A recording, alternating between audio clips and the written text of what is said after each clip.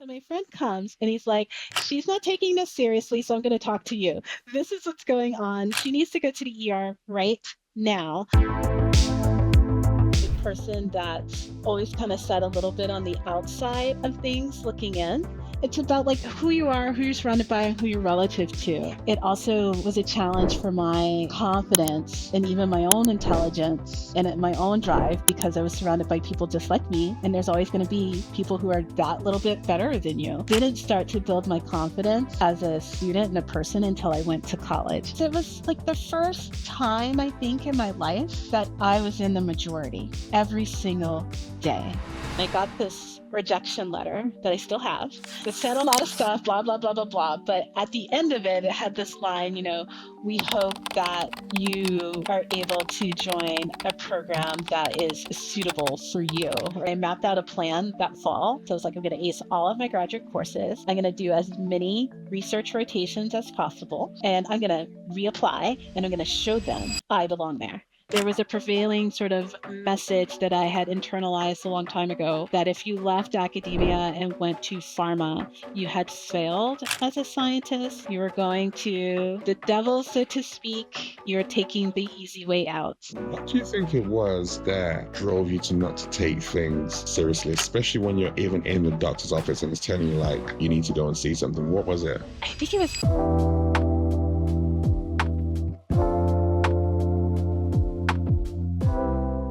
Welcome to another episode of The Leadership. And one of the pleasures I have with the work that I do is getting to meet incredible people all across the globe. And today I get to introduce you to one of them.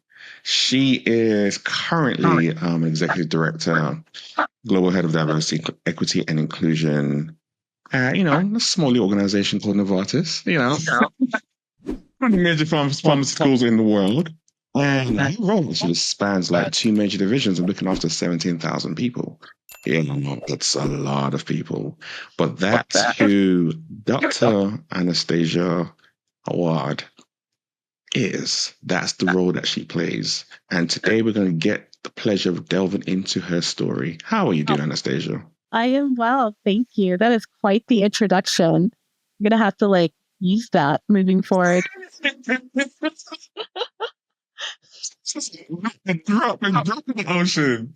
If I was to then ask you and flip it back to you, actually, how would you introduce yourself? Oh, that's such a lovely question. How would I introduce myself? I like to tell people just a little bit about my identity because I feel that it has so much influence on the lens of which I operate in the world, what I think about, decisions that I make. So I'd like to start with, I am a Black woman from the US, from the South, the southern part of the US, Louisiana. And I feel that that piece is so important and so core because I've just had fundamental life experiences there that shape who I am in the world and also how people see me. I'm someone who has innate curiosity around the world, and I'm particularly fascinated by human interaction, human interrelationships. So as I think about where I'm from and where some of my interests are, which span from personalities and relationships to science and healthcare, I bring this lens of a person that's always kind of set a little bit on the outside of things looking in and wondering, how do you bridge the gap to getting closer towards that inside? There's that feeling of sitting on the outside looking in and then you're bridging that gap. Does that come from being born and raised in Louisiana from those days? Absolutely, yes. I think I just had some fundamental experiences, and there's just a certain nature about me that is just curious about, well, how does that work? In Louisiana, being a Black woman meant that I wasn't in the in group from a racial perspective or a gender perspective. So wondering, how does it work? I'm not in the in group, I'm on the out group, but I'm trying to live life, have access to things, and I've got a little tougher journey to get there. How does it work? Who is that's in the inside? What are they doing? How is that different from me? And what do I need to do to bridge that gap? Remember when I was really, really young, I was probably 5 or 6 years old, and I was at a day summer camp. There's this whole idea around me just trying to figure things out so I know more, so I can be better. I remember being 5 years old. I needed to go to the restroom, and there were two options, and they weren't labeled. I couldn't tell which one was for the boys and which one was for the girls. And back then there was no sort of gender neutral opportunity. And I had to do my best guess. And I chose a stall, and it was the wrong one. Apparently the wall was shorter. So when you used it, you could see all the things. So it was clearly for the boys. And I knew I chose the wrong one because I could hear the other kids kind of gathering around and laughing. And it's like, what's going on? Why are they laughing? And when I came out, they're like, oh my gosh, you used the wrong one. We can see your entire bottom. And I was so embarrassed because everyone else seemed to be able to figure out which stall to use, but I hadn't. And I think it was just one of those kind of, when you're young, you can have sort of those like moments that you create to mean a whole philosophy. And I think in that moment, 5-year-old me was like, I never want to not know. I want to be able to figure out what are all those context clues so I can figure it out if it's not clear and obvious. And I think it was sort of like this moment sort of driving me to pursue education, acknowledge so I can always figure out and know so that I won't be that 5-year-old who made the wrong choice. Wow. What a way to learn that lesson. I can't even imagine what that must have been like for you walking out of those stores and having to deal with those boys. That must have been tough. It was, yes. And there was kind of like this extra layer in there because where I'm from in Louisiana, and at least especially in that time, it was a very conservative place, but very, I thought they restrict gender roles. So as a little girl, you're expected to conduct yourself in a way where you don't embarrass yourself, you don't expose yourself, you don't do things that would make you seem dirty. Right? Or uncultured. And here I was exposing my bottom in the bathroom. What did that mean? What did that mean for me? Was I ruined for life now? But these are sort of the things in that environment and that time that were running through my head as a young child. So as you grew up, I'm curious, where did your love for science and learning come from? Really great. I think it's, you have these conversations around what's nature, what's genetic, what's nature, what's nurture. My family, my mom and dad have always been very strong advocates of education. Both of my parents went to college, and which is amazing, right? Because they're from very small towns in Louisiana. And there was this strong expectation that you go to college, you go to university, you go to that next step, you get that education. My mom was a school teacher. She's a retired school teacher. So education was really important to her. My parents met in college, right? They met at university. Like that was just part of the norm. And when I think about my dad, like he has a very, I'm going to call it a STEM brain. He was always very strong, a STEAM brain, actually. He was always very strong in science, math. He could create and build anything, but he's also an artist. He was very creative. He was a musician. He played in Southern University's marching band, right? When he was in college, his major was music. He plays every instrument that I know. He can play them all. He writes music, but he's also an artist, right? He can draw and he can paint, and he had all these things. So there's something about my parents in that combination. I think I came born with this curiosity and way of thinking and wondering how the world works. And then I just remember growing up, it's just, I think I was like a deep philosopher before my time. I was always asking these questions. Little kids ask questions, why? But I would spend time sitting out in our front yard or sitting in my room and wondering, why do we exist as human beings? Why does planet Earth exist? What if we had no sun? Would we have no Earth? And if we had no Earth, would we have no humans? And if we had no humans, what would be the point of all of this? And then I would stress myself out. Like, oh my gosh, now I'm having an existential crisis. Then I'd have to calm down and do something like totally normal and regular to get back to it. But I just have always been incredibly curious about how things work, why they work, why is it?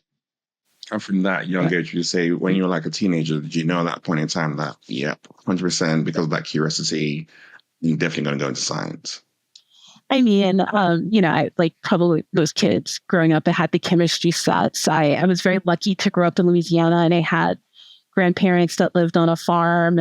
So I could go out to the farm and like explore like nature's gifts. I could go out fishing with my dad on the bayous and see the snakes and the fish and the birds and the alligators and just be curious about that. So I had this sort of natural landscape around me that I think is just inherent growing up in the place that I did. But I also had driven parents, right? They see their child.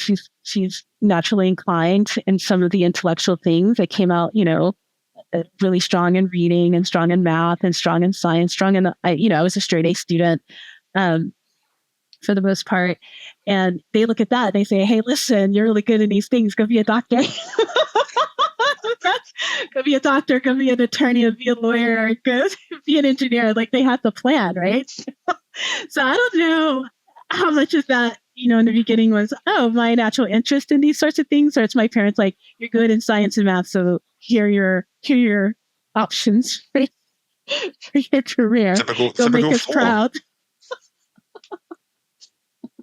Yeah, I know what that's like. Telling me, like, we always have the doctor, lawyer, engineer, and accountant. There you go. Yeah. And I also was very lucky. I went to some very good schools when I was growing up, and I'm so grateful to my parents for that. So for a period of time, I went to a private school that had a strong reputation, for academics. And then I switched out of private school and went to a couple of public schools, but they were magnet programs. So my middle school was a magnet program. So it was accelerated, had a gifted and talented program and all of those things. And then in my high school, I also went to a magnet program, both of which were hard to get into. But within that high school was a separate school called the High School for Engineering Professions. So I actually got into that sub school. So I think I was just also surrounded by incredibly smart people, academically impressive, and just kind of in that space where everyone was going to be something special, something amazing. So I had a deep background in engineering, science, and math just because of the schools that I went to. Growing up in those kind of backgrounds build a confidence in you that let you know that this is where I belong, this is what I'm doing, this is who I am. I'm self-assured.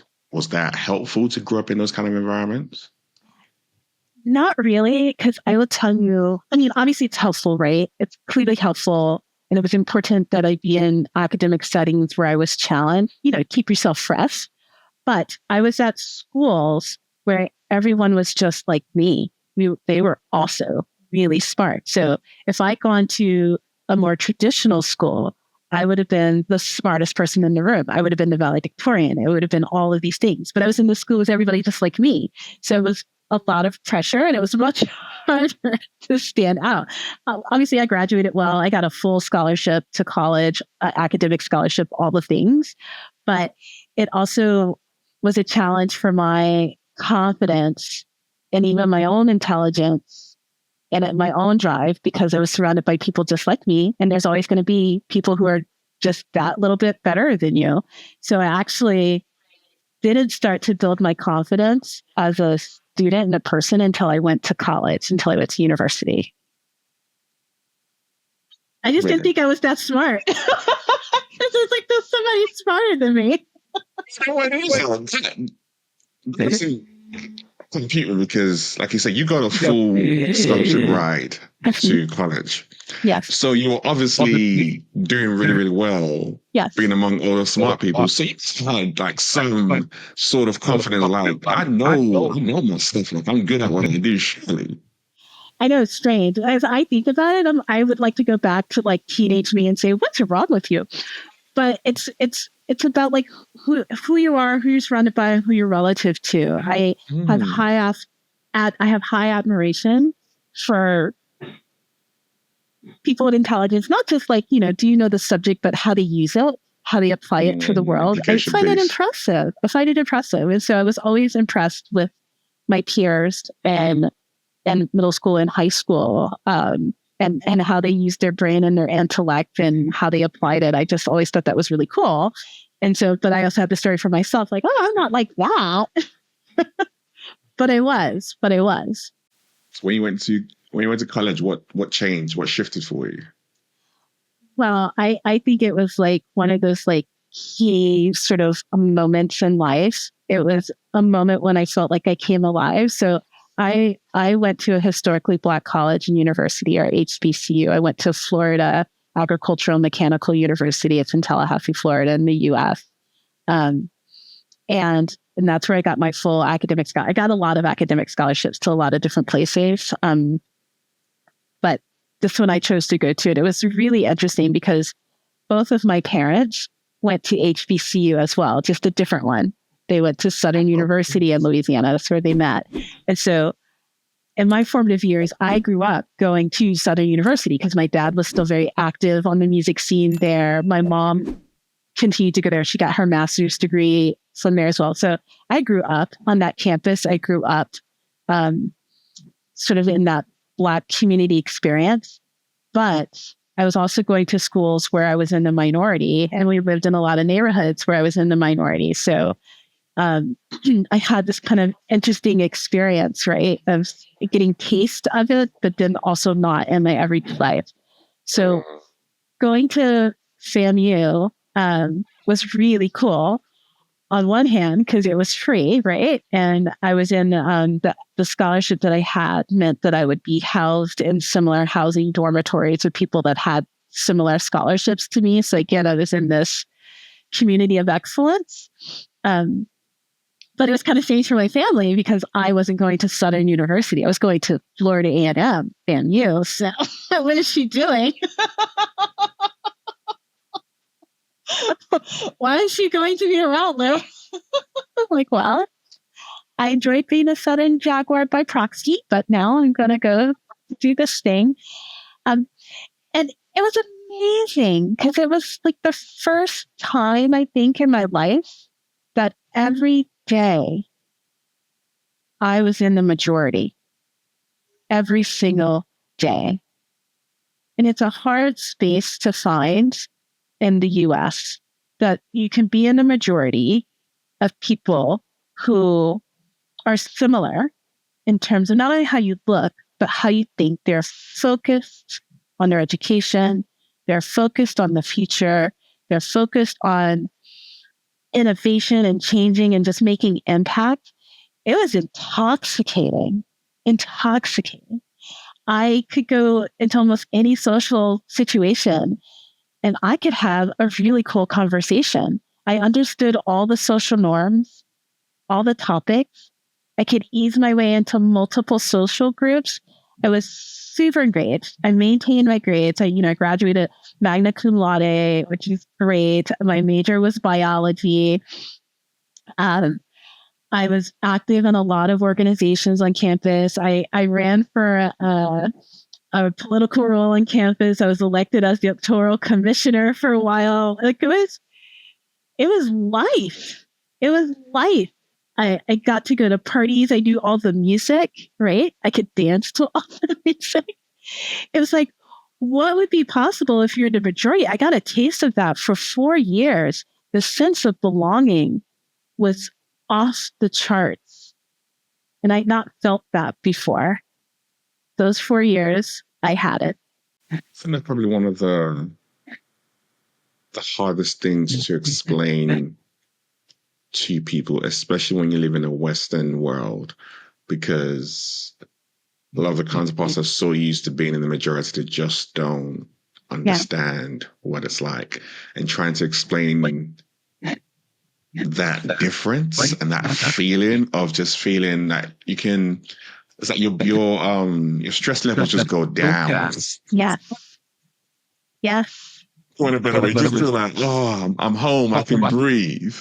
So I can imagine being in that environment for 4 years, how much that supercharged your self-confidence, your self-awareness, and your belief in who you are and what you're about in that kind of environment. It absolutely, that's where my confidence grew. That's where it grew there. And it was also really interesting because outside of that environment, if I see a Black person, I don't care who you are, we are friends. Hi, how are you? How you doing? But in that context, I had a number of really great friendships and relationships, partnerships, but I also knew it was because we just clicked and connected, just like on that personal level. It wasn't out of, desperation to just have community. And we're just gonna be friends no matter what. But I really felt like people in my circle, and I had a lot of circles, right? They were there because we liked each other for like this, deeper sort of fundamental reasons, but not based on fear or concern or worry or we have to. It was because we want to. And I loved that element of human connection as well. When you were in that space, I'm curious, apart from the confidence that grew, what did you learn about yourself that has stayed with you ever since? That was a point in time where I was able to, a few things, that I was able to really think about it was my first sort of moment of really thinking about what do I want to be in the world? Because before, I remember I was being guided by what my parents could envision for me to be in the world. And I got to think about it. So my first 2 years at Florida A&M, I was a pre-med major because I was like, yeah, okay, I'm going to go be a doctor. Sure, we will do that. And my last 2 years, I'm going to share it like it's profound. And if you listen to it, it's not that big of a difference. But for me, it was. My last 2 years, I shifted my major. I changed it from pre-med to just biology because as I was taking my classes, I realized I really liked research. It shut. I liked it more than like physiology and anatomy. I still like people and figuring out how bodies work, but I liked the research more. I liked molecular biology more. I liked physics more. I liked all of these things more. And I started thinking to myself, well, if I like these things more, and some of them really are coming naturally to me, maybe I should focus there. Huge discussion in the family, like, what are you doing? See, how did that go down? Because I kind of what are you doing? You're ruining your life. The major wasn't different. I was still biology pre-med or just biology, but that change was like profound. I started, it was like my first step was starting thinking about what do I want from myself? What do I actually like? And what might I need to do to get there? I also learned from that. I started building up the skill of how do I advocate for myself. So what I'm going to say is silly, but when you're also in these spaces where it's majority Black spaces, administratively, things can move a little slower. So you have to be a very strong advocate for what you need to get your paperwork processed and to get access to things. Whereas in other academic institutions, it just kind of flows seamlessly behind the scenes. So there was a lot of interpersonal relationing, if that's a word, that I had to build and learn how to do while I was there at that school as well, which was good. So you did that, you switched, you had that understanding of, I guess you were becoming your own person, beginning to write your own story, your own journey, and stepping into that fullness of who you were going to become, which is Not easy, but super important. I'm curious, for someone who had multiple scholarship offers, who was in highly gifted classes, had you experienced any failure at that point in time up until then? Oh yes, lots of failure. Okay. Story of my life. um, I live the philosophy of if at first you don't succeed, try again. So I've experienced lots of failure. When I was in the high schools, I applied for plenty of scholarships I didn't get. I would submit my writing, like my work, my written work, and I would always get the award, right? I when I was in college, when I was in university, I was starting to apply for graduate schools, right? And there was a school I wanted to get into. I wanted to get into the University of North Carolina. So I applied. I was like, I'm really good. I want to be a scientist. I want to be a molecular biologist. I'm going to apply for this program. So I applied. And I applied to that program and a few others. And I got into the other schools, but I didn't get into that one. And I got this rejection letter that I still have. It said a lot of stuff, blah, blah, blah, blah, blah. But at the end of it, it had this line, we hope that you are able to join a program that is suitable for you or the right thing for you. I forget what the wording was, but it was like, a dagger to my heart. I was like, what does that mean? And I'm not suitable for you. It's not my place with you. Like, what does this mean? And I was just like heartbroken. And I just like collected this letter. I showed it to everyone. I was like, I am not one of them. I can't be there. So I wound up going to a different graduate program in different school in Michigan, actually. I had an amazing time. But I was very focused and determined. I was like, I want to be at the University of North Carolina, Chapel Hill. I'm going to be there. So when I started graduate school, I started early. I did a summer experience in Michigan first to get as much lab experience as I could. And then I mapped out a plan that fall. Because at that time, that graduate school actually still gave you grades as well. So I was like, I'm going to ace all of my graduate courses. I'm going to do as many research rotations as possible. And I'm going to reapply and I'm going to show them I belong there. So I took it on. I was hardcore. I did, at the end, I probably did 4 lab rotations and I was amazing in them. I would get to lab at like 4 or 5 in the morning and I would stay into the evening and I just hustled. And when I wasn't in the lab, I was in the library studying so I could ace all of my exams. And a lot of them weren't just like regurgitate knowledge. It was sort of like, here's a scenario, write out your thought of how like this will work and what experiments you would do and blah, blah, blah. It was super intense. And then I reapplied and I had like all of my reference letters because I was that intense grad student that people like, who are you? Yes, we will write you a letter. And I reapplied. And instead of applying to just one program at UNC Chapel Hill, I applied to 3. I applied to the one I got declined for, genetics and molecular biology. I applied for the pathology group and I applied for the microbiology graduate program. And I got invited to interview for all 3 in person, which is amazing. And I went to all 3 interviews and I had to do special considerations. I'm like, well, I'm coming just for one at one trip. So combine it all for me. And they went really well. And I got offers for all 3. And I got a special fellowship they would select, I think, 2 students out of all the applicants that would get a special fellowship to come early as well in the summer to do research, and it's fully funded. So I was one of those 2 for that year that got that. And I chose the program that declined me. I was like, I'm going to show you.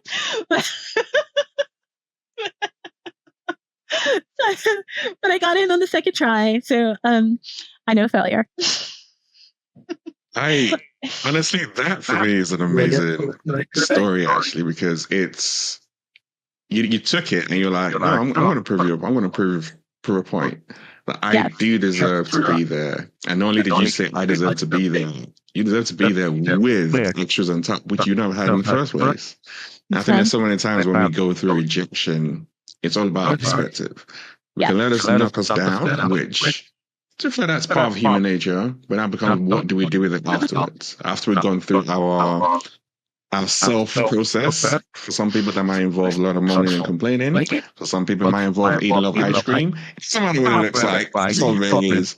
But once you've done it, it's like, what next? And listening to you be like, no, I was determined to show them that I do deserve to be there, and not only just one, but for three of them to go after you. That's amazing.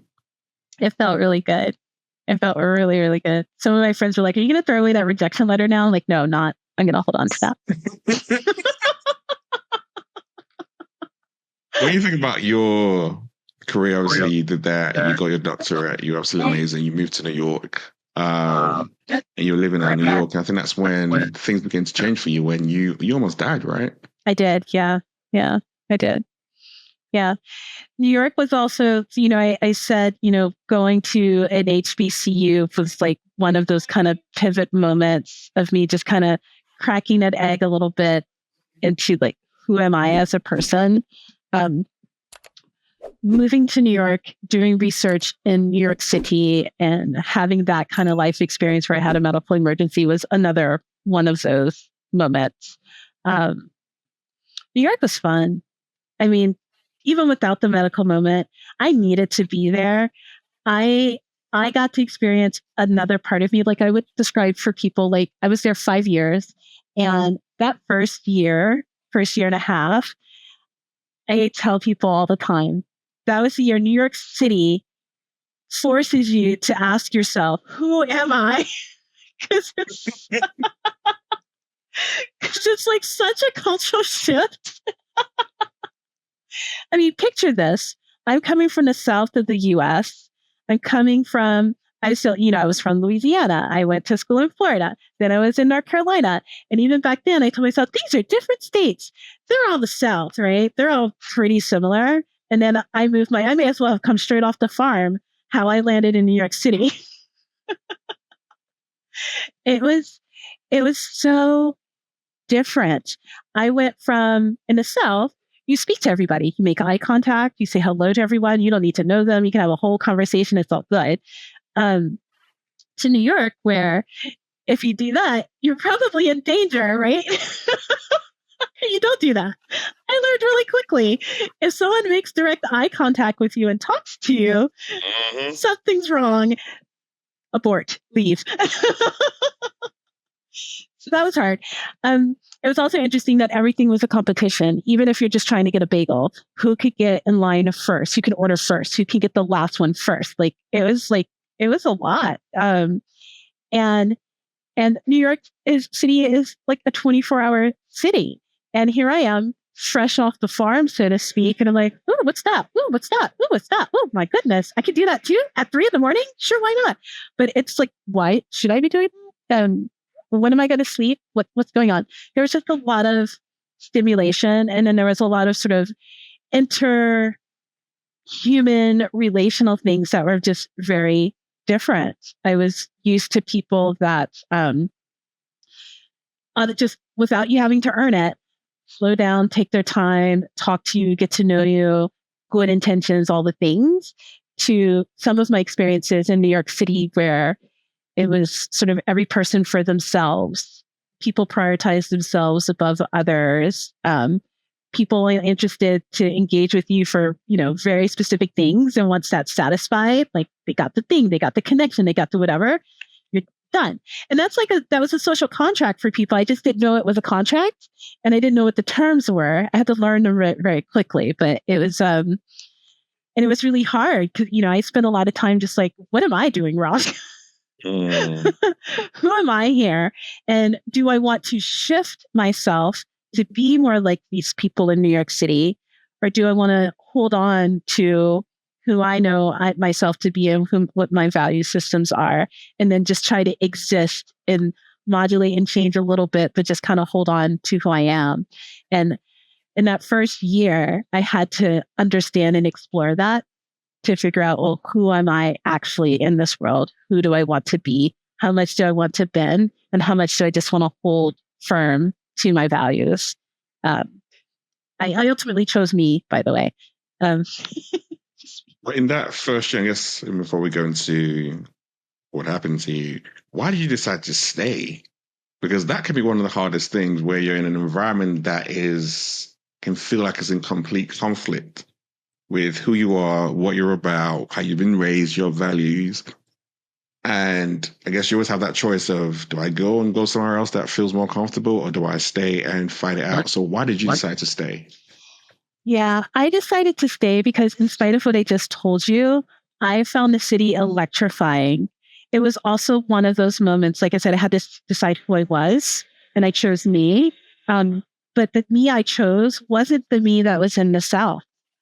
It was a me that I had repressed for a long time to even fit in and navigate the South. New York allowed me to embrace that inner child soul who is eclectic, who is super curious, who wants to do everything, and who wants to talk to everyone. And New York allowed her to come to the surface. I had so many friends and relationships in New York City with people from all walks of life, all industries, all socioeconomic status. And it was amazing. The sheer diversity of it all was very stimulating for me, because here I as a child was curious about human beings and in a relationship, and here, New York, on any given street corner, you could experience all of it. And if you didn't like it, you just walk one block over and it's totally different. It was amazing. It was absolutely amazing. And I also am a person who kind of likes a little bit of everything. New York offered that. I want to learn about the chocolate industry. Go for it. Go volunteer. I want to do science. That's my job. That's what I'm doing. I want to learn about publishing. I can go do that. I'm curious about wine and restaurant industry. Sure, here's 5 friends that are doing it. It was just like this limitless menu of like, you could take, like, in New York City, for me, anything was possible. If I wanted to pivot here, it was possible, and I could do it. And there's a point you just made there. There are times when our true nature and true character can be either dulled down or hidden because of the environments we've grown up in, that we can forget ourselves. And then we go into new environments where actually that's our true North Star, but it feels so alien to us because of where we just come from.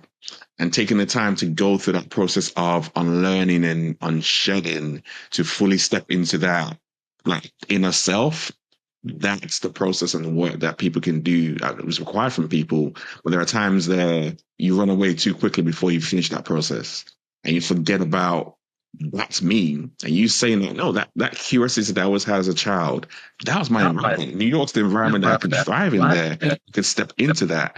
It just took a little bit of a while for me to really reconnect back to that inner child that was there before. All of that, exactly. Yes. Let me give you a couple examples, and then I'll tell you about the health scare. So I worked in a research lab. I was at Memorial Sloan Kettering Cancer Center, an amazing class act of a hospital. My goodness, if you want purpose for why you wake up every day and do your job, work at a hospital, do research at a hospital. It's particularly that one. Incredible, world class. In my lab, I was in a medium-sized lab. I think it was about 15 of us. I was in a minority in terms of not only being a Black woman, but also in the minority in terms of my nationality. There were only 4 of us who were American at the time that I was in that lab, and everyone else was outside of the US, which was 1, cool. And then 2, of the 4 Americans in that lab, we were all from different regions of the US. So again, super cool. What I found profound about that lab is that, like, the lab had, the boss of the lab was from the UK. There was a person from Australia. There was someone from Italy, someone from Portugal, someone from France, someone from Israel, someone from the Ukraine, someone from China. Like, it was just amazing. And I learned what it meant, what it looked like to actually take a rejuvenating break so that you could go back in the lab and be stronger. When I was in graduate school in North Carolina, the the the the persona, the phenotype of a scientist was you work. And mind you, I went extreme with it because I was extreme. You work 7 days a week, 8 to 10, 12 hours a day in the lab. And that's what it takes to push through and get really strong publications and get really strong grants. And I was a very successful graduate student because I got very nice publications. I published chapter book articles. I got fellowships to fund my work, to fund my travel, I got awards, I got all of those things. But I did it working 7 days a week, 10 to 12 hours a day. And then I get to New York. And my colleagues who are not American did not work that schedule. Mind you, I decided to set some boundaries. I was like, I'm going to work 7 days a week, but on Saturday and Sunday, I'm only going to work 4 hours each day so I can go do something social. That was my boundary. My colleagues did, similar things, but they would take 2, 3, 4 week vacations. I took 0. And even with them taking 3, 4 week vacations, they published just as much as I did or faster, actually. And they were more refreshed. And I was like, that's curious. I may need to try that. There's something going on here. There's something going on here.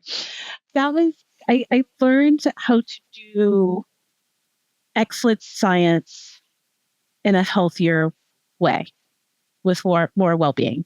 I got to observe that, and that was really cool. In those environments, what did a leader look like? I'm curious. Oh my gosh.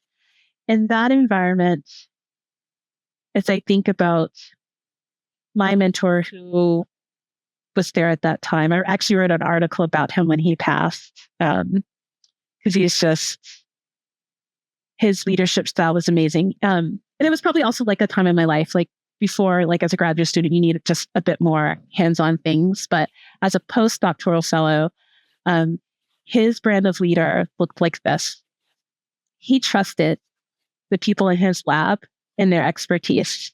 He's like, I invited you to come to this lab for a reason. You came in from excellence. I trust that you're going to continue to deliver scientific excellence.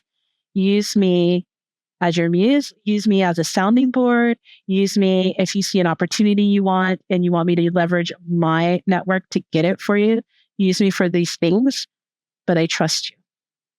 And that was amazing for my self-confidence, because I knew I had strong training from graduate school and I could just deeply lean into that, which was amazing. He leveraged at one point I wanted to write a review, a review article on a particular area that I was working in. And I went to him and I said, I want to do this. And he said, sure. I get these invitations all the time. Let me find the right one for you. And then it was at a really prestigious journal too. And he said, here's the opportunity. And it was great. And I wrote it and it got published and it was amazing. And it was just that level of support was really cool because it was from a place of trust. That's amazing. That's amazing to have that as an example laid out before you, especially when you're still very early on in your career navigating those kind of environments. Yeah. There was there's a certain camaraderie. It doesn't exist in every research lab, but certainly in the one that I was in, there was a level of camaraderie. We weren't in competition with each other. We were there to support each other. So if someone needed help with their project or with their presentation, we would step in and help each other. We would get feedback, support, and stuff you got to pay for, right? You got to buy an executive coach to do things. We gave it to each other for free, right? It was amazing. And we were just so supportive of each other. There was mutual respect and desire for everyone to succeed, because I think we knew that if we all succeeded well in our various research projects, it was just better for society, right? Because we were going after trying to solve some really complex challenges from a basic research perspective in the oncology space, in the cancer space. So, think about your experience then. Talking about you had a near-death experience. What happened? Yeah, so there's a piece of it. Like I said, I was in New York City. It was just like this city of options, and I was going to live into all of it. Yeah, and in some ways, it meant that I wasn't always paying attention to the signals that my body was giving that something was wrong. For example, for a while I was like, I want to be a bartender. This looks super fun because it was like, it fed into my little social heart. So I would work all day in the lab. And then in the evenings, I'd go down to, it was like my favorite bar restaurant and little Nolita. And I worked at this bar. And it was really great because there I'm getting paid to just talk to people. It's awesome. We're not talking about science or anything. We're just talking about life. And I'm serving you drinks. And the owner of the bar restaurant loved me because I was a scientist, which meant I consistently made the same drinks exactly the same way every time. And that's what you want. He's like, you're just, I'm like, it's like an experiment. The protocol, let's make these drinks. It was very precise. It was great. So it's having the time of my life and ignoring signals, but my body was giving me signals. I was exhausted all the time. I realized later that I always talked about my life in terms of energy. It takes so much energy to go down there. Do we really have to go down there? How many flights is that? Oh, that's a lot of energy. I was just using this language. I was just always tired. I would do one flight of stairs and I'd have to pause, like hold the wall, like, oh, you guys go ahead. I'll be there. I'm just over here. Whew. I would have to like catch my breath. I'd get exhausted. Anytime I would fly, and I flew a lot, my legs and my ankles would swell up a ton. Like, and I'm like, oh, that's what happens when you fly. My friends are like, oh, that doesn't happen to us. I'm like, it'll go down by tomorrow. It's fine. I was having night sweats where I was like soaking my bed. So I was doing an impressive amount of laundry. I remember at one point I was saying to myself, gosh, I'm so tired all the time. I'm not exercising enough. And mind you, this is in New York City. You walk everywhere. That's exercise just built in. And I lived in a walk up, right? That's like, so I said to myself, I'm not working out enough. I need to build my stamina. So I like signed up for a gym and it was like 3 long blocks, like across avenues away. And I would walk over to that gym. But I didn't have, like, by the time I got there, I was tired. So I didn't have any energy to do anything but like the, what do you call it? The treadmill. So I would just walk for 45 minutes. And I'm like, after 45 minutes, I'm like, whoa, that was a lot. And then I walk all the way back to my apartment and sleep for 4 hours because I was so exhausted. And it did occur to me, like, none of that is normal. That's just not normal. And at one point, because I was a bartender in the evenings, when I'm making like a new drink, I will sometimes taste it. Just like if you're cooking, you'll do a little taste to make sure like what you're serving. So I would just take a taste. Yes, this is what it should be. Send it out. And at one point I couldn't do that even anymore because it just would upset my systems so badly. So I started just sticking to seltzer water. And I was like, that's interesting. I'm not actually drinking. I'm just taking taste and my body is deeply reacting to this. And I had some other sort of women's health issues that were happening where, instead of having like a normal cycle of like, 2 or 3 days, it was like 14 days, which is unusual and really intense. And terrible, terrible backaches and cramps so bad that I would have to like lay in the lab and take like 2 Advils and just lay there quietly until the pain left so I could then walk home from lab to go home. So there's just like a lot of things going on that for a normal person, you would say, hey, should probably go check that out. It's not going to see so, yeah. Yeah, I should look at that. So a very, very dear friend of mine and I decided we were going to fly all the way to California because a friend of ours was getting married. And so she and I went together to this wedding and we get off the plane. It's like hours long plane ride. And she saw my leg from the knee to the ankle fully swollen. She's like, what is going on? I was like, oh, it's nothing. It's just a flight. And she's kind of like, she's like my older sister, right? And she's very no nonsense. She's like, yeah, no, that's not normal. Listen, before we take a step further, you're going to promise me that when we get back to New York City, you're going to see a doctor for this. I'm like, yeah. She's like, no, I'm serious. And I'm going to follow up on you too. It's like, all right, chill out. Let's be calm. Let's be easy. Let's go have fun. We get back to New York. She's literally every day messaging me, did you go to the doctor? I'm like, oh my gosh, I need to get her off my back. I'm going to go. So thankfully, I already had an appointment, like a recurring appointment with my PCP, my primary care physician. And so I was like, I know this one's coming up, so I'm just going to go to that one. Because in New York City, it's really hard to get an appointment right away. It's really hard. It's months in advance. So I had this one. So I went and I talked to her and I told my doctor like all of my things. She did some blood work. She's like, okay, great. The next day I get a call from her and she's like, hey, listen, we got some curious things from your blood work. I need you to make an appointment with this specialist as soon as possible. I was like, oh, sure, no problem. I'm like, I'll make the appointment in 6 months' time. I'll get in, right?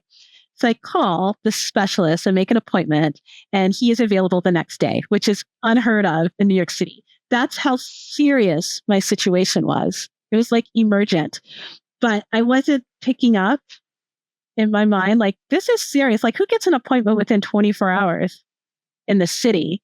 But especially, that's not a thing. So I go for the specialist appointment the next day. I feel like this is going to be a story of like, how do you take better care of yourself? So I go to the appointment the next day. I'm in lab. I set up an experiment to run. I tell my lab mates, hey, I'm just going to go run really quick to this doctor appointment. Can you watch my gel that's running? And if it gets to a certain point before I'm back, can you turn it off for me? Oh, yeah, Anastacia, go for it. You go do it. So I leave and I don't come back, right? I go to the specialist and it's some really serious stuff going on. Like essentially what was happening for me, it basically had, if I did nothing at all, they were predicting you've got about 30 days. You need to take care of this. And I'm still in like la la land, like, really? No, I'm young. I'm in my 20s. I'm whatever. And they're like, and so the specialist, like, can you call a friend? I was like, sure. So I run through my list of friends, like trying to reach some people. And he's like, no, seriously, you need to call a friend. So I call my lab and I'm like, hey, listen, this is going to take a little longer. Can someone turn off the gel? And this so-and-so around, they come meet me at the doctor's office. And they're like, yeah, we'll do it. So my friend comes and he's like, she's not taking this seriously, so I'm going to talk to you. This is what's going on. She needs to go to the ER right now. And I need you. It was like a few blocks away. He was like, we can call the ambulance or you can just walk with her and make sure she makes it there. And my friend's like, yes, we will do that. So I'm laughing because I was ridiculous. She walks me over. I get checked in. I was, one of the symptoms I had for the thing I had severe anemia. Like my blood levels were so low, he couldn't figure out how I was walking around and breathing. And the best thing he could say was that because it had occurred over this longer period of time, that my body just acclimated to it each time and adjusted slowly. He was a German doctor. He was a German specialist. And he was just like, and he was much older. And he was like, you are a superwoman. We should study you. How are you functioning? It's like, I'll persevere. So I was working out. He was like, you're going to kill yourself. You didn't have enough blood or oxygen to do any of those things. And the funny thing is, I realized one of the symptoms that I had was this severe anemia. Literally every day, I had strong cravings for chickpeas. Strong craving. I would go to the local bodega where they had like the deli, and I would pile my container high and spend about $20 in cooked chickpeas, and I would eat them every day.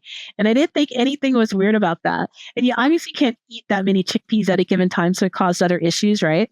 But what I learned later is that chickpeas have a high amount of iron in them. My body was craving iron and it was sending the signal, well, I know you eat chickpeas and this is the only thing that has iron in it that we know you eat. So go eat some more chickpeas. I literally was eating pounds of chickpeas every day.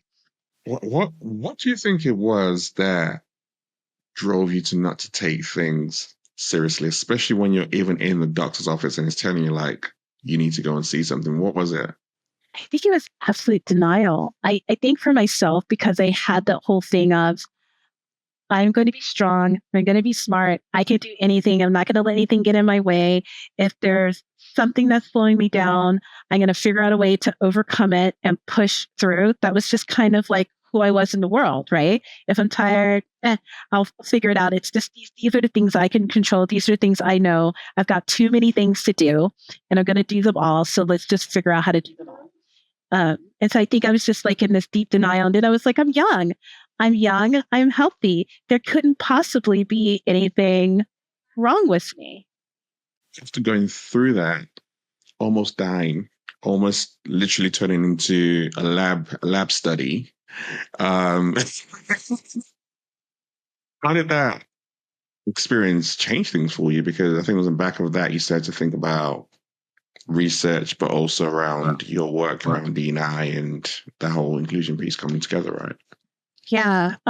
It gave me, so that whole experience forced me to pause, slow down, not just stop. It caused me to stop. So I went to the ER. I had to have a blood transfusion, which required 4 units of blood. So it was a 24-hour period of me just sitting in a hospital room, my friends coming to visit me and like, what are you doing? What's wrong with you, girl? Why are you here? All the things, but I had to have a blood transfusion because I needed to have enough blood in my body to have a major surgery. So after getting refilled, blood is life, by the way.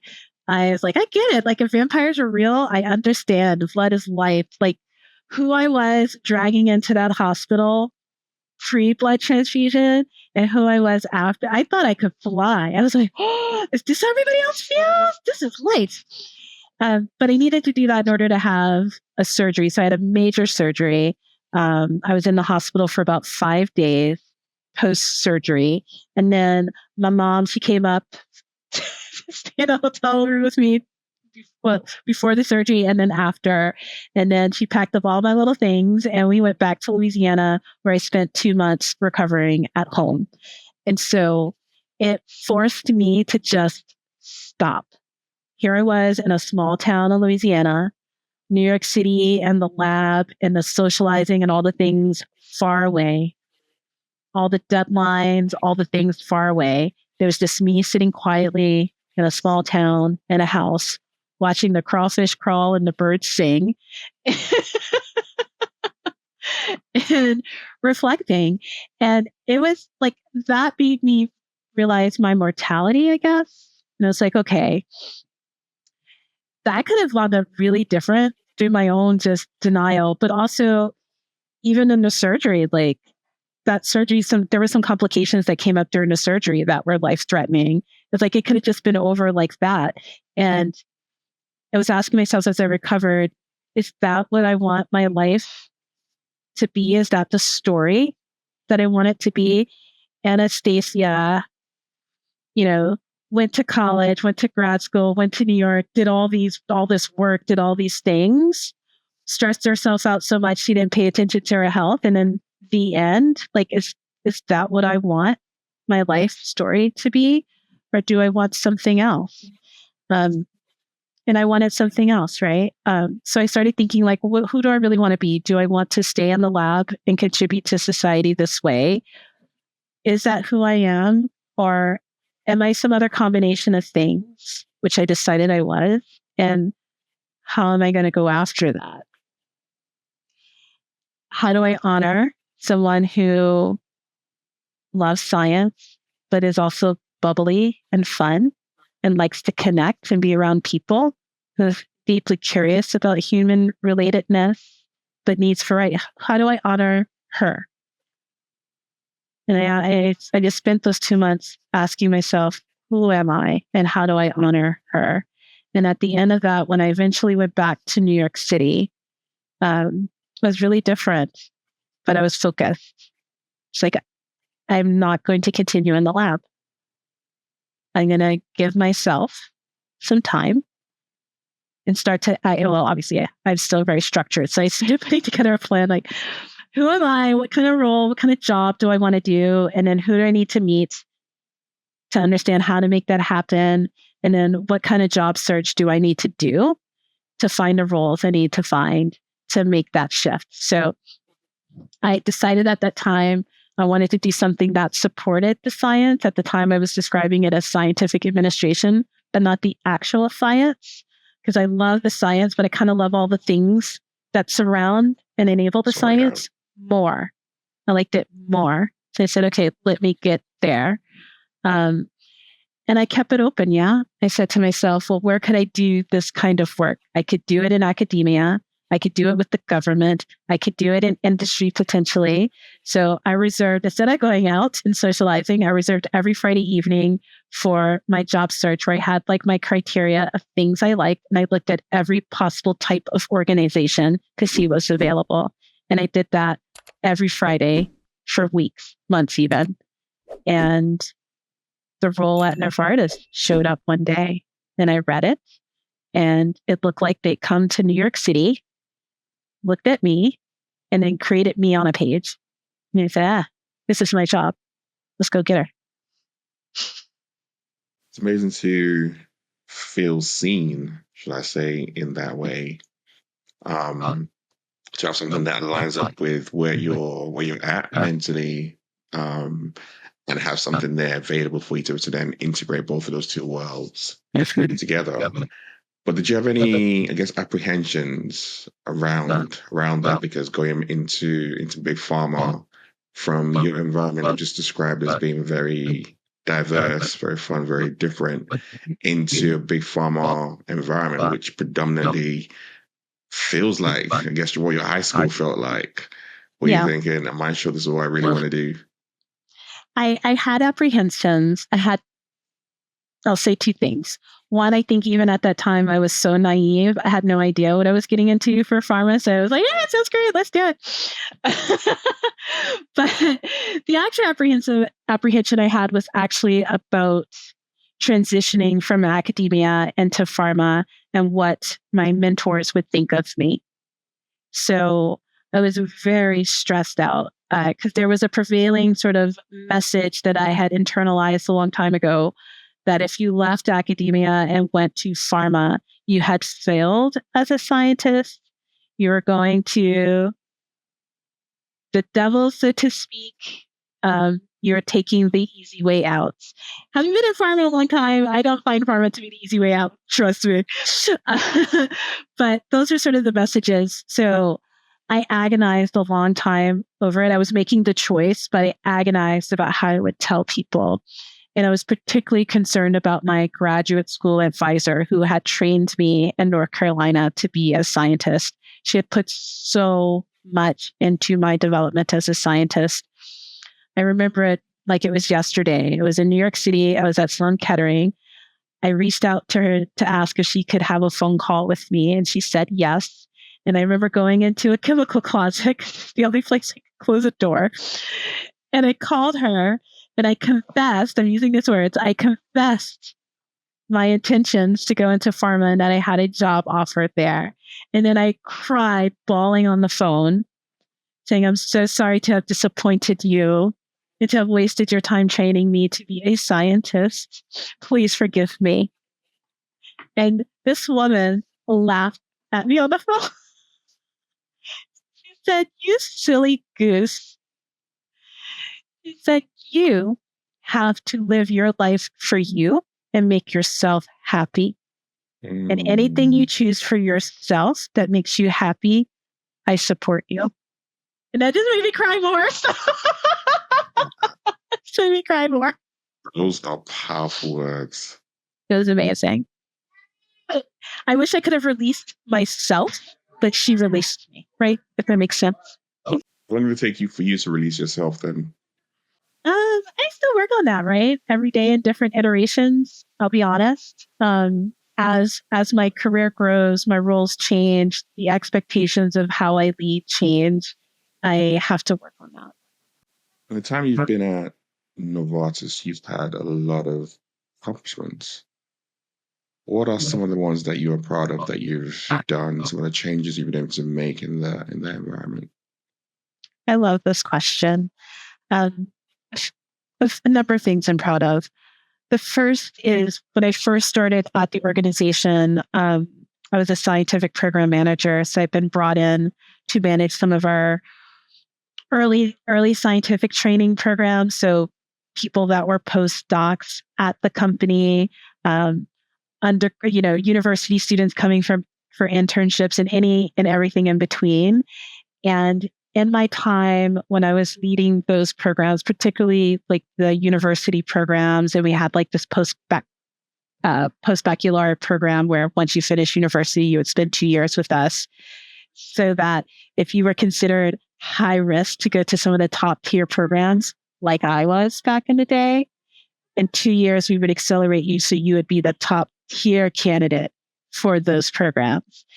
And we were able to have a diversity, equity, inclusion lens to it, where we could support students from all walks of life, students who were geographically isolated from centers of excellence where there's biomedical hubs, like I was in Louisiana, help students who were socioeconomically disadvantaged at that time, coming from lower income spaces where you don't have the resources to be able to run off for the summer.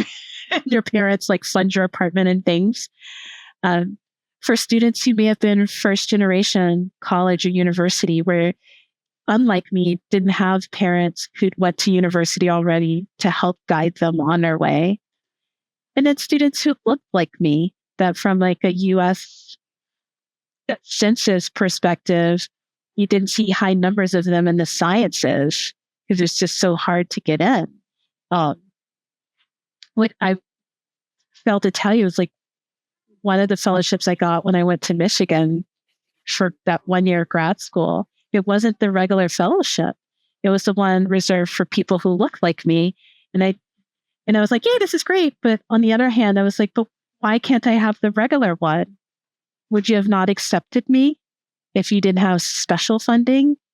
So wanting to like be able to engage all of those students that have some sort of gate, some kind of wall, some kind of barrier in their way. And I know what excellence looks like. And I know what it means to go from a place where you don't have access and exposure to a place where you would. And what would it take to close that gap? And we did with some incredible work on this. I led these efforts for those years that I was in that role. And we now have an alumni of incredibly successful people that came through when they were young, just baby scientists who are now professionals in their own right. And I'm so proud of them. I'm so proud of them.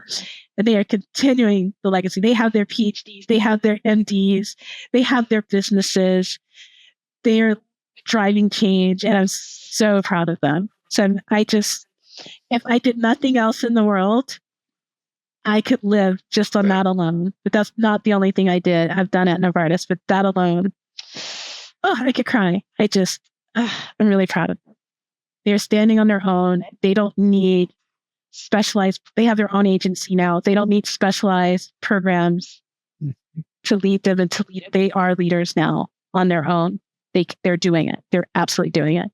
And I call them all the time. We reach out. They're like, what you doing? They tell me their accomplishments. And I'm just beside myself like a mother hen, like, you go. Don't forget me. Don't forget about me. I'm really, really proud of them. So that was one piece. Another thing that I'm just innately proud of in my work as I've been moving along my career journey, there was a moment in time because of the team that I was on, and particularly the boss that I had, she's an incredible woman, pushed me to think about how we bring inclusion into the organization more systemically and more different. Like, what if I couldn't do a specific program? What if I had to sneak it in? What if I had to integrate it? And this is before a lot of places were talking about inclusion in this way. What kind of strategy would I put together? What kind of work would I do?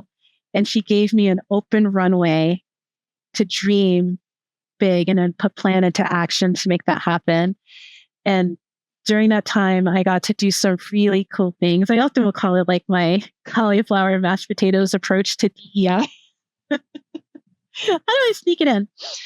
But no, I was challenged to think about if you're in support of a scientific organization and your scientists deeply care about the research they're doing because they know there's a patient on the other end, how do you get them to get excited about DEI in that context?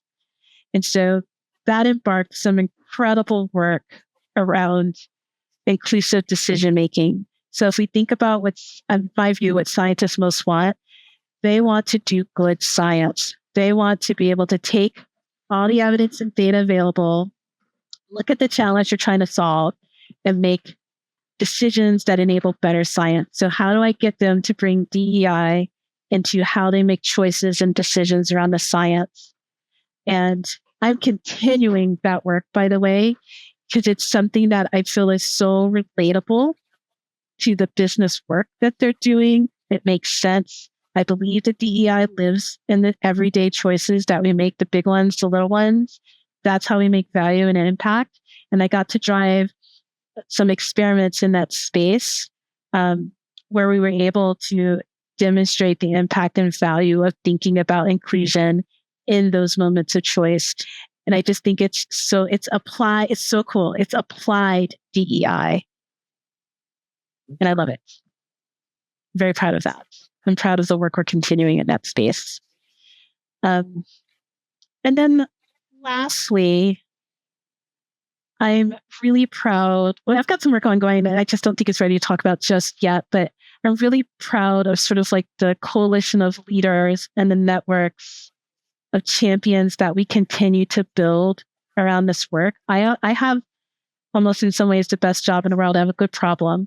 Most people believe in DEI, whether they call it DEI or inclusion or just plain fairness, they believe in it. And it's how do you channel that energy in the most impactful way to bring the highest value in a way that people can relate to and understand. And being able to work on that problem is an accomplishment in its own right.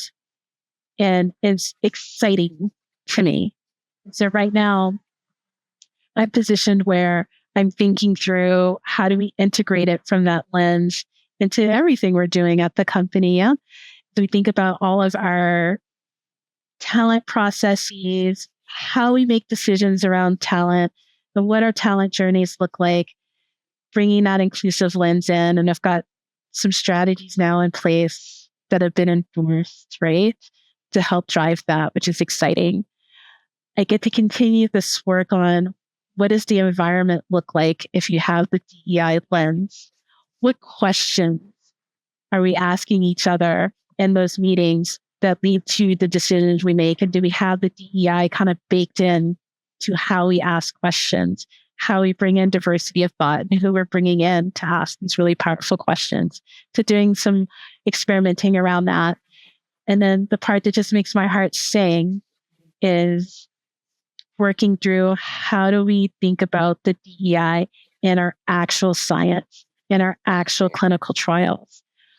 Because patients are our customers. So whether we're designing an experiment or looking at experimental models, how do we ensure through the questions we ask and the decisions we make that even at the most exploratory spaces of a drug's journey in biopharma, that we have the diversity of patients in mind as we make choices there, from what papers we look up to understand a disease, to what animal models we might use to get after it, to what databases we utilize, to what aspect of disease we might go after, to even how we model what the therapeutic might look like.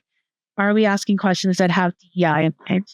Which then enables us to support even more once we get to actual clinical trials of humans, that we have that built in it's within the guardrails in the scope that we set up early on the pathway, so that it's still present later in the pathway. I guess this is where having a background in science influences your approach to DI from someone who's like a purely HR or organizational behavior kind of background, which is the typical lens you're trying to find, because you can think about the science, you understand what it's like to be in a research lab. So you can think about the end patient and the end outcome, and then walk backwards from that to see how do we, at the start of the process, have an inclusive lens to begin to change things for people at the end when they receive it, which is, I guess, in a sense, a superpower that sets you up very, very differently from other people as well in your environment. I think so. I'm very fortunate to have that background because it enables me to ask questions of our scientific and clinical leaders of why not, right? Or to be able to give some relevant examples of, I know you think about the work in this way, what would it look like to bring a lens here? Just to challenge and plant seeds to invite different thinking. In some spaces, that means that someone like me might be a bit of a unicorn, but I don't think I have to be.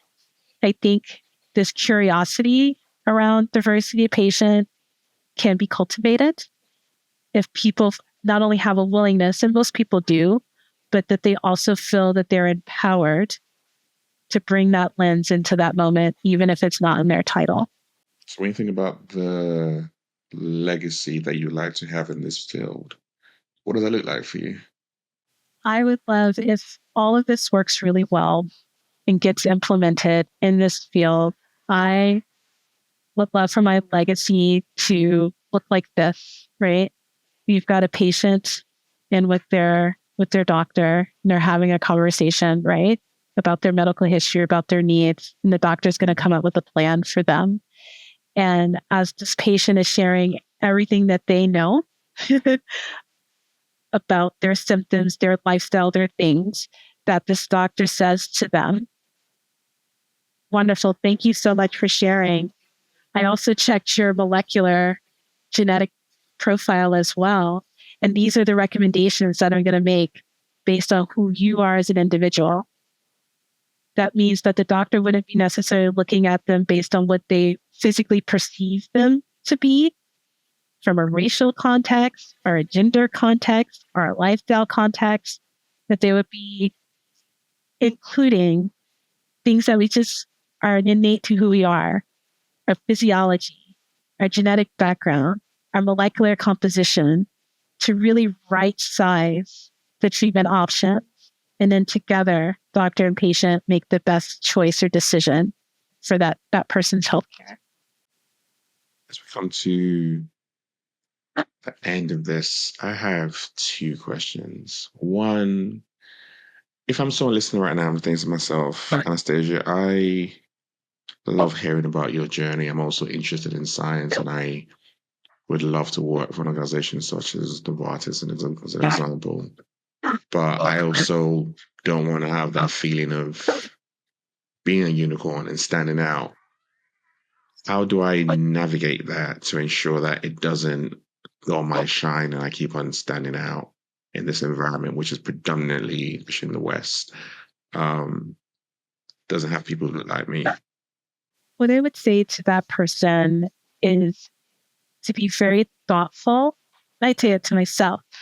Be very thoughtful about the environment that you put yourself in. Sometimes the cost is too high if you choose the wrong environment. Demand that these organizations have the diversity you need so that there's enough critical mass for you to excel for who you are, not what they think you are. And you show them your expectation by choosing not to work for organizations that don't represent that diversity, and working for organizations that in multiples of ways show their commitment to diversity of thought, driving innovation. When you get into those organizations, whether you're new or in more junior or more senior, you are a leader inherently as you are. You find spaces where you ask those critical questions of why. Why have we made this choice? Why haven't we considered this? What would be the risk if we did do this or not do this? Take advantage and ask those questions. Get your voice heard so that if you don't have the critical mass you want to see, that you're actively in whatever role you have, planting the seeds to make sure it's there. But I think the first is just being very selective about who you work for, because that makes a huge difference. How do you define leadership? My thinking of leadership is from the philosophy of being a servant leader. I think a leader's role is to make everyone else extraordinary so that they can leverage, they can lean into who they are uniquely in the world, their background experience, to do greatness for society. I think leaders lead from behind. I think leaders help set a vision and like a look of what that future world could be. And then they get out of the way so that everybody else has space to help make it happen. A leader will enroll and excite and inspire people around this vision. And a leader will also let people own pieces of it so that they can see themselves in it. I think a leader also has to figure out how to hold themselves and the team they're working with accountable for the outcomes, and to be able to help redirect or right size or get back on track when folks inevitably derail and get off track, but they're able to do that in a way that preserves people's dignity, preserves people's access, preserves people's reputation, so that we continue to just transform the world together. I'll say it's always encouraging to hear people's journeys and backgrounds as to what's driven them to do what they do now. And especially in areas such as pharma that affects our health day in, day out, it's great to have people like you who are in there championing for change, who not just championing for change, but also understand the science that's required, the changing tests that are needed to include a more inclusive study so that different characteristics are taken into account when we're being treated and being talked about, when our doctors are sharing bits of information with us, ensuring that even the research field and pool is widening more and more and more, because we know in the past it hasn't been that way. So there's so much stuff around what your intentions are and the changes that you're making and bringing other people through programs into the industry that are impactful, and such a legacy play for me that it's great to see, it's great to hear. And even though the journey to get there hasn't necessarily always been easy, you're still navigating that path and that journey, and you represent a lot of what I see as a leader in what you do and how you show up. So thank you for coming on, and appreciate it. Thank you. This has been super fun. And you were nervous. See, and that's what nervous about. I feel like I talked too much. I feel like you're like desperate. Like, can we get back on topic? Thanks. It's been definitely appreciated, and information around Anastacia, how you can connect with her, learn more about her journey and the impact she's making will be available. This is Everyday Leadership. We will see you all next week.